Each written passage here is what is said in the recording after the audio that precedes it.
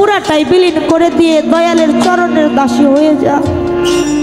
বলে বান্ধব রে, যত জ্বালা, যত যন্ত্রণা, যত আঘাত তুমি আমায় দাও না কেন, তুমি আমায় সইবার মতো শক্তি দিও। শত জ্বালা যন্ত্রণা বেদনার মাধ্যম দিয়ে আমি যেন আমার অমর সত্যের মধু মাখা নাম না বলি। আমার বান্ধব, তুমি এমন একটা প্রেমের কারাগারে আমাকে বন্দী করো, ওই বন্দী দশা থেকে জীবনে আমি আর কোনোদিন মুক্তি না পাই। তাই আমি হতে পারি নাই রে বান্ধব। যিনি প্রকৃত ভক্ত সে বলেছে, কি বলেছে? আরে শত দুঃখের রে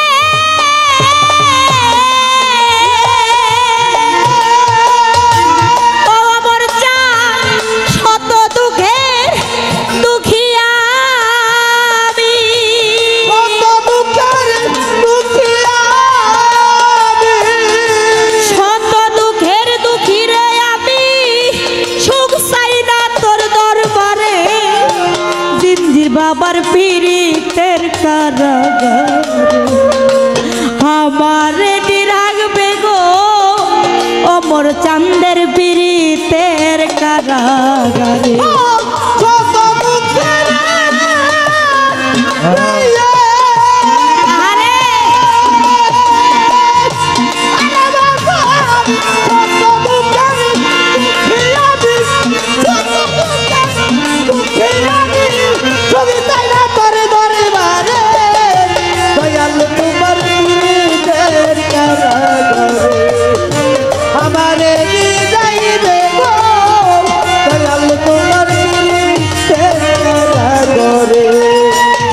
বাজার আমি তোমার ভজনের কাঙা,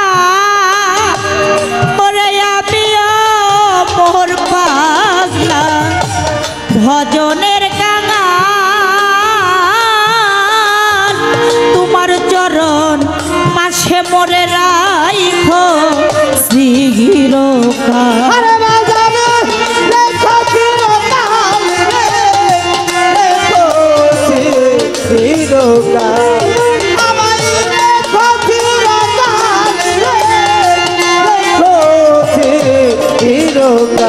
ঘরে দরদ আমি তোমার ভজনের কাঙা, তোমার চরণ পাশে মোরে রাইখো চিরকাল। ওরে আমি এ মিনতি করি রে দয়া, মিনতি করি দয়া, এ মিনতি রে ও আমার চাঁদ, এ মিনতি করি রে দয়া, মিনতি করি দয়া, এই মিনতি করি আমার চাঁদ, একবার দেখা দেও মোরে জিঞ্জির সারো পীড়িতের কারাগারে, আমারে নিরাগবে গো দয়াল তোমার পীড়িতের কারাগারে, আমারে নিরাগবে গো দয়াল তোমার পীড়িতের কারাগারে, আমারে নিরাগবে গো দয়াল তোমার পীড়িতের কারাগারে। ওরে বাজার আমি তোমার পীড়িতের পুরা, ওরে আমি আমারও মোর জানবে পীড়িতের পুরা, বিনামূল্যে এই দেহ মন সব বিক্রি করা।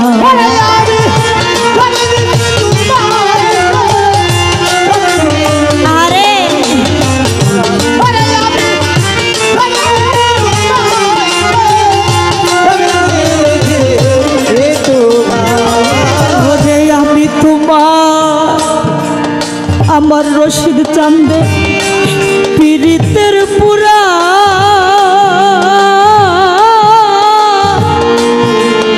আমার বিনামূল্যে এই দেহ মন সব বিক্রি করা। আমার প্রাণ বাঁচে না তুমি ছাড়া,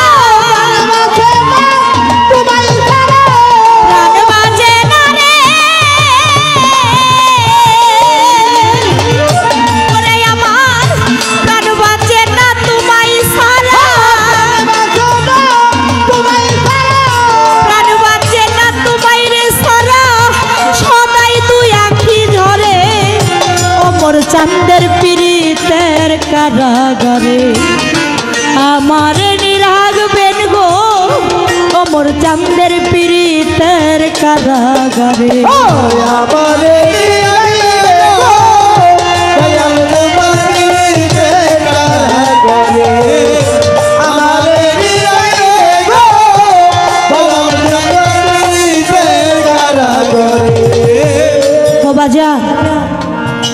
আমারে নি রাখবে গো আমার দয়াল তোমার পীড়িতের কারাগারে শত দুঃখের দুঃখী আমি সুখ চাই না তোর দরবারে।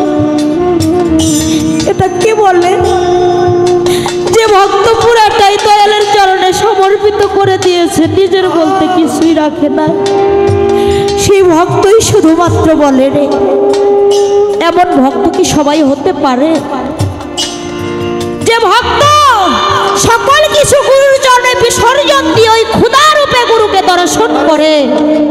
ওই ভক্ত সবাই হইতে পারে না।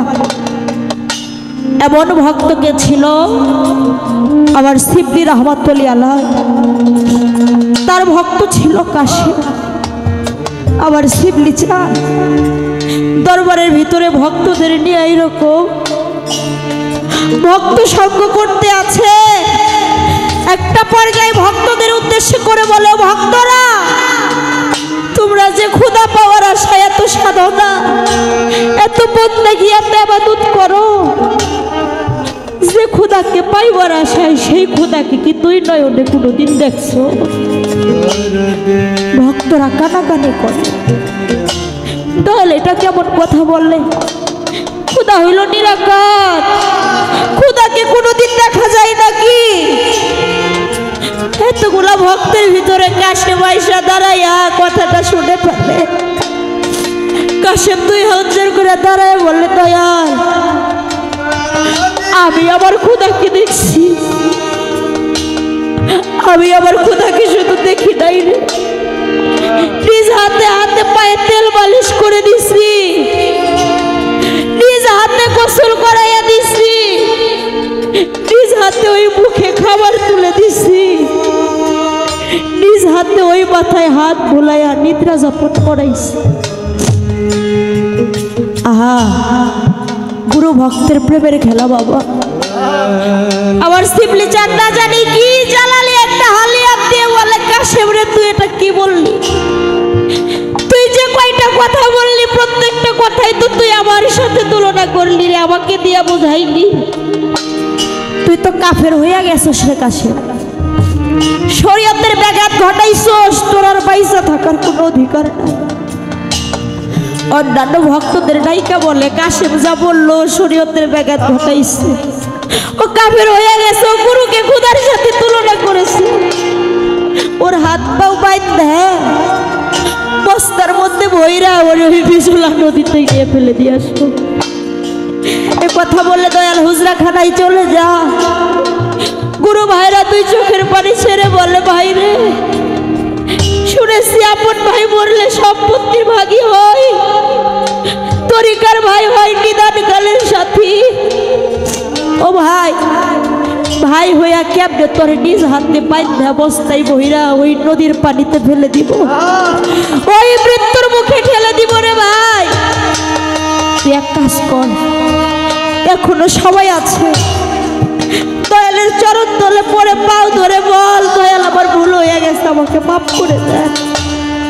আমি এমন কথা আর কোনোদিন কখনো বলবো না।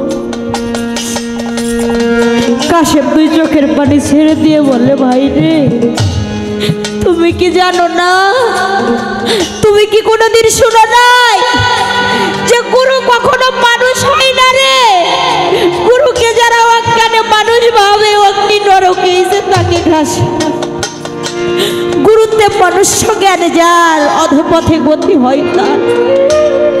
গুরু কি তোমার আমার মতো দেখতে মানুষ? আমার অমর যার মানুষ না, সে হইল জাতে খোদা, সে হলো শক্তি।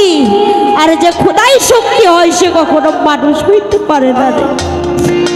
তাই তো আমি আমার জিন্দির সাক্ষী, আমি আমার দীনবন্ধু আমার দয়ালকে তো আমি ওই খোদা রূপে বিশ্বাস করে ভজনা করেছি। এই কথার জন্য আমার খোদাই যদি আমাকে মৃত্যুর মুখে ঠেলে দেয়, ওই মরণেও আমার জীবন ধন্য হয়ে যাবে। ও ভাই, তোমরাই না বলো গুরুর হুকুম পর যায়, তাহলে গুরু যে হুকুম দিয়েছে সেই হুকুম তোমরা পালন করো। তরিকার ভাইরা নয়নে জলে মুখ ভাসায় আর কাশেমকে হাত পাও বান্ধা বস্তায় ভরে। এদিকে আমার শিবলিসার হুজরা খানায় চেষ্টায় মোহিত হয়ে মাওলার দরবারে বলে, মাবুদ রে, আমার কাশেম যা বলছে তা যদি সত্যি হয়ে থাকে, আমার কাশেমের শরীরের যেন একটা পশমেরও কোনো ক্ষতি না হয়। সেজদায় মোহিত হয়ে পড়ে আছে আমার শিবলি চান ভক্তের জন্য। এদিকে গুরু ভাইরা ওই নদীর জলে নিয়ে বিজলা নদীতে ওই বস্তাটা ধরে ফেলে দেয়। কাশেম দুই চোখের পানি ছেড়ে দিয়ে বস্তার মধ্যে থেকে বলে,